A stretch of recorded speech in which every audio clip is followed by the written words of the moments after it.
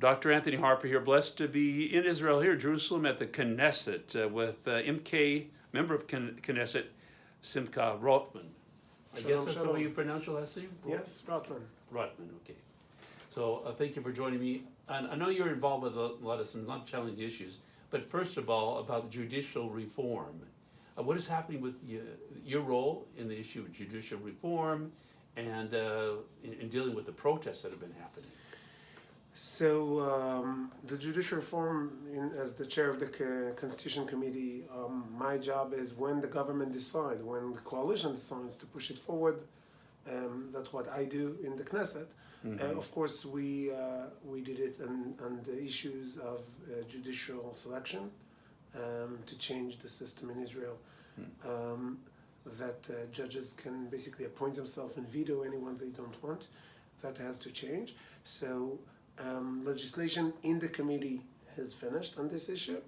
It's waiting on the plenum, and then it stopped to give some time to negotiations at the president's residency and in other ways. I believe that any day that passes shows everyone in Israel, in the coalition, in the public, that the opposition does not really want to reach to any agreement or compromise or solution. They enjoyed the protest, they enjoyed the mess, they enjoyed they're trying to take down the government. Mm-hmm. And that's why they're not agreeing to anything reasonable, including things that they supported in the past. Mm-hmm. And I believe that the coalition patience is running out, and sooner or later, if an agreement is not reached, we will continue, Bezrat Hashem, legislation. Yeah, very challenging issues. And for those that may not be aware, there's been a lot of opposition to the Netanyahu government for quite some while. Previously with B-15 and one voice during the Obama administration, But I have been seeing, and I've been heard of specifically, billboards along the freeways, along the roads, portraying this government as a dictatorship and in opposition to overturn the Netanyahu government. Do you have any idea that there might be some outside influence behind this, like maybe from the U.S. or? Definitely outside influence. A lot of the organizations that are involved in the protest are. It was just published in Israel, but it's a known fact for many years. Mm-hmm. Are getting funding from the U.S., from the EU. Now, of course, some of the organizations get their funding on other excuses. Not a lot of countries say openly, we subsidize protest against Israeli governments. That will create a problem with diplomacy issues.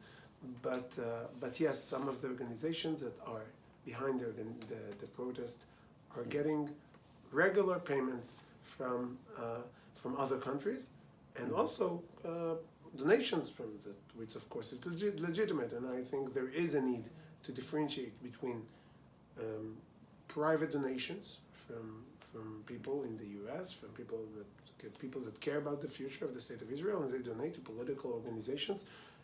I think some of them might be wrong, some of them might be right, but it's definitely right.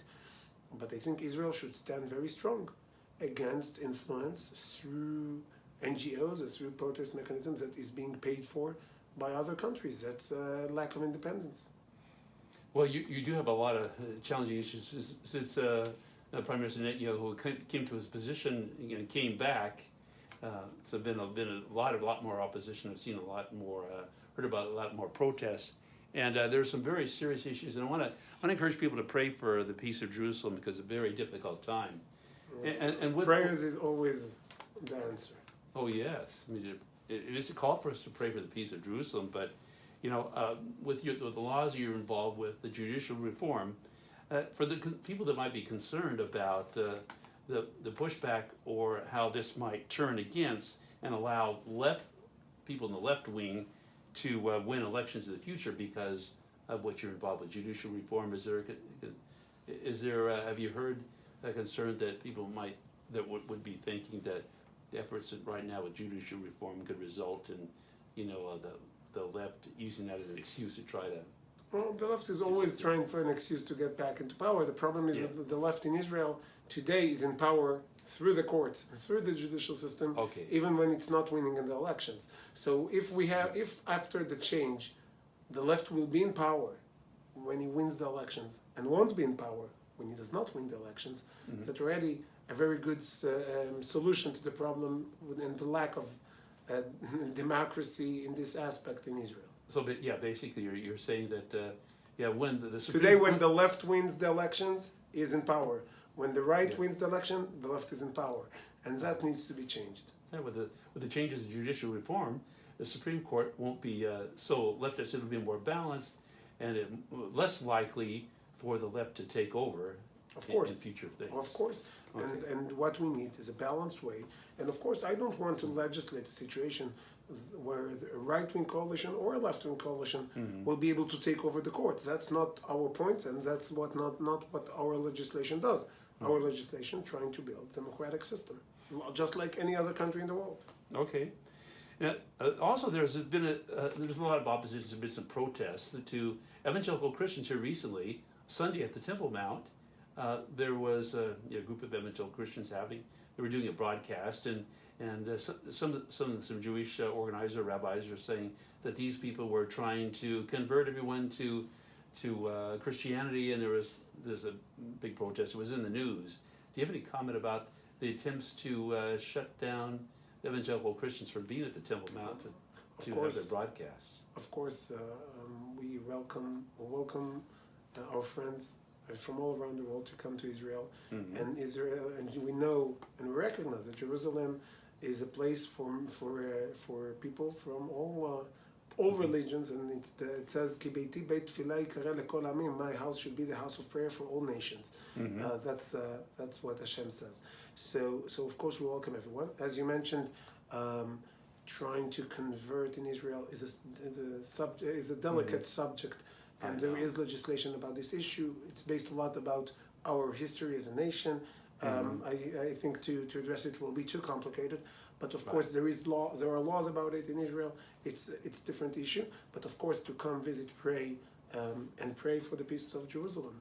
We invite everyone. As you know, in the evangelical Christian world, or the Christian message about the gospel, they're called in these evangelical Christians to be able to share the gospel around the world. I understand. That's part of the complex issues but many friends of Israel, evangelical Christians and others, respect and come and welcome and are welcome to come to Israel all the time. Dealing with conversion in Israel is a delicate subject. When you talk about conversion to Judaism, it's a big subject in our government. When you talk about conversion to Christianity or other, so it's create complexity. But of course, we hope and we work to respect everyone that comes to pray for the peace of Jerusalem in Jerusalem, from all nations and all religions. I know there's been also some protests that are coming up about the gay pride parade that is going to be happening here in Jerusalem. Ben Gvir, and I guess there has been concerns about Ben Gvir being involved with security, and people wanted to have him removed. But how would you respond to the issue of people that are protesting against the gay parade here? I believe that demonstration and protest, it's the viable. What makes the democracy vibrant and viable, and the people to express their views, whether if I like it or not like it, and I believe, and I don't know if you followed the news in Israel lately, but just 2 days ago, the problem in Israel that we have is that people trying to shut down me when I come to speak in universities and other places, and not allow dialogue. I believe that protest and giving a voice to everyone who wants to be heard, that's part of democracy. I don't have to agree with all the views that are presented. Well, finally, a couple issues regarding anti-Semitic organizations of UNRWA and the Palestinian Authority. What is Israel doing to make UNRWA, Palestinian Authority, more accountable? I know from the White House perspective, I'm a White House correspondent about dealing with these issues. They haven't made it a condition they've been giving money to the Palestinian Authority and UNRWA, not demanding that they stop their pay-for-slave program. That's terrible, and I have to say, just recently, we heard some criticism from the American administration on, for example, on returning to Chomesh and canceling the disengagement law as it concerned to northern parts of Samaria, and I believe that they quote the administration spokespeople quoted some obligations that they claim that Israel made in 2004 as part of a letter, that the main obligation in this letter by the American administration was to help Israel fight this incitement in schools, the pay for slay, the support of terror by the Palestinian Authority, and make it into a condition to any talks, any pressure, anything that applies to Israel. So what we are getting is that the Palestinian Authority continues the pay for slay program. They continue to incite against Israel in all ways. They in schools and through the UNRWA schools and through BDS campaign and through acting in international forums against Israel. And we need the friends of Israel all around the world, and of course the U.S. and the American administration, even the current American administration, despite what I just said, are friends of Israel, to unite and demand to stop pay for slay, to stop incitement, to stop terror funding in any way, and terror supporting in schools and other ways, and we need to unite about it. Yeah, I know on the with the U.S. side, there's been a demand. I've been brought the issue about this condition that no money to Palestinian Authority or UNRWA whatsoever if there is any evidence that is going on. This is, I know, a very sensitive issue. So there are direct pays. In Israel, a lot of pressure was applied on Israel to not to act on the equivalent of the Taylor Force Act in Israel, and stop funding that goes to support pay for slay by the Palestinian Authority. I am glad to say that my head of party, Bezalel Smotrich, as a treasury minister, did a lot in this aspect and stopped a lot of the payments that are going to the Palestinian authorities through the Israeli system, and this effort needs to be a shared effort by all the people who want peace in this area of the world.